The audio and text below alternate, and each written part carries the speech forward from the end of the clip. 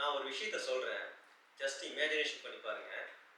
நம்ம எல்லாருமே சின்ன வயசுல ஒரு விஷயத்துக்கோசரம் அடம் பிடிச்சிருப்போம். அது ஒரு பொம்மையா இருக்கலாம், ஒரு சாக்லேட்டா இருக்கலாம், ஒரு ஃப்ரூட்ஸா இருக்கலாம், ஏன் பட்டாசா கூட இருக்கலாம். நம்ம போய் அம்மாட்ட போய் கேட்போம். அம்மா எனக்கு ஒரு சாக்லேட் வேணும்னு. அம்மா வெளிய மழை பெய்யுதுடா, நாளைக்கு வாங்கிக்கலாம்பாங்க. உடனே அப்பாட்ட போய் கேட்போம். அப்பா போடா உள்ள அப்படிம்போம். நம்மளும் உள்ள வந்துருவோம். நம்ம வந்து அடுத்த நிமிஷம் அந்த மனுஷன் கிளம்பிடுவோம். தங்கிட்ட இருக்க சைக்கிள் எடுத்துட்டு அந்த மலையில நனைஞ்சு ஒவ்வொரு கடை கடையா போய் அந்த சாக்லேட்டை வாங்கி அதுக்கு ஒரு கவரை வாங்கி அந்த கவருக்குள்ள அந்த சாக்லேட்டை வச்சுட்டு அதை தன்னோட ஜோப்புல வச்சுட்டு ஒத்த கையில சைக்கிள் ஓட்டிட்டு இன்னொரு கையில அந்த சாக்லேட்டை பிடிச்சிட்டு கம்பீரமா வருவோம். அப்படி வீட்டுக்கு வந்த உடனே அம்மாவை கூப்பிட்டு பையனை கூப்பிடு அப்படின்னு நம்மளும் வந்த உடனே அந்த சாக்லேட்டை பார்த்து ரொம்ப சந்தோஷப்படுவோம். அம்மா ஏங்க நாளைக்கு வாங்கினா பத்தாதா அப்படிம்பாங்க. அப்பா சிரிச்சிட்டே இருப்பார். சரி இந்தாங்க துண்டை வச்சு தலையை துடைக்க.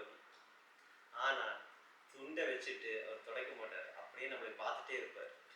நம்ம அந்த சாக்லேட்டை பிரித்து அதை வாயில் போட்டு சாப்பிட்ட உடனே நம்ம அடையிற சந்தோஷத்தை விட 1000 மடங்கு சந்தோஷம் அடையிற ஒரே ஜீவன் அப்பா தான்.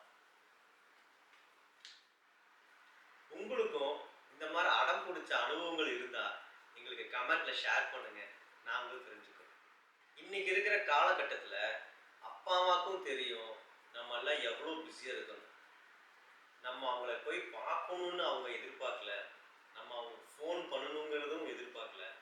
ஆனால் அவங்க கால் பண்ணாங்கன்னா அட்டன் பண்ணுங்கிறது மட்டும் அவங்க எதிர்பார்க்குறாங்க. ஒரு மிஸ்டு கால் கூட மிஸ் பண்ணிடுறாரு.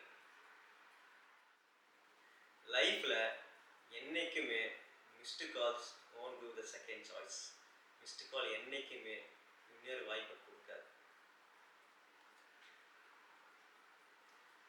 Thank you so much.